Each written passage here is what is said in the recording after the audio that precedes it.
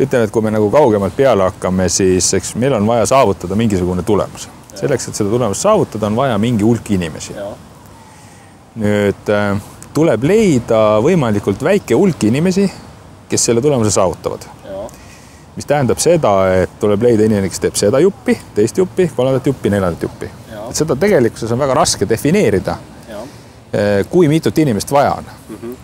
Kuna olla veendunud, et sul õnnestub leida just täpselt need inimesed, kes selle konkreetse jupi ära täidavad. Ütleme, et mina veendunud ei ole.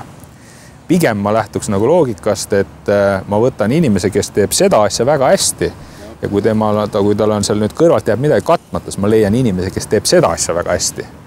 Kui see, et ma sunnin seda inimest, kes on nagu hea kokk, olema tegelikkuses nagu poole kohaga koristaja.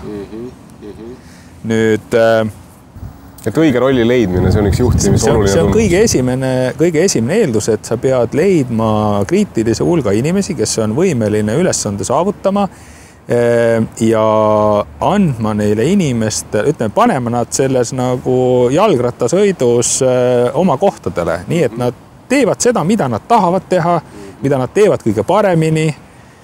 Ja kui sa nagu selle pusle kokku saad, siis on nagu alus loodud. Nüüd järgmine küsimus on see, et ühel hetkel on ju vaja otsustada, et sõidan Tartusse või Pärnusse, et jalgratturid on Ülemiste ristmikul ja hakkame arutama, kas paneme mööda Järvevanat või paneme mööda Tartu maanteed. Teine võimalus on selline, et kellelgi on selge arusaam, et meil oleks vaja vändata Tartusse ja siis ta otsib inimesed, kes sellest Tartusse väntamisel nagu kõige kasulikumad saavad olla. Et üldreeglina on see ikkagi nii, et alati on keegi, kes teab, et on vaja sõita Tartusse, siis hakkab meeskonda koostama, eks ju. Sihi seadmine siis. Järgmine küsimus on väga selgelt selle juures see, et ega Tartusse ühe hooga välja ei vänta. Et vahepeal on vaja puhata, süüa, eks ju, et kas me teeme pausi Mäos või kuskil seal laevas, eks ju, sööme hamburgerit, et keegi peab vähemalt tegema ettepaneku, kui mitte otsuse.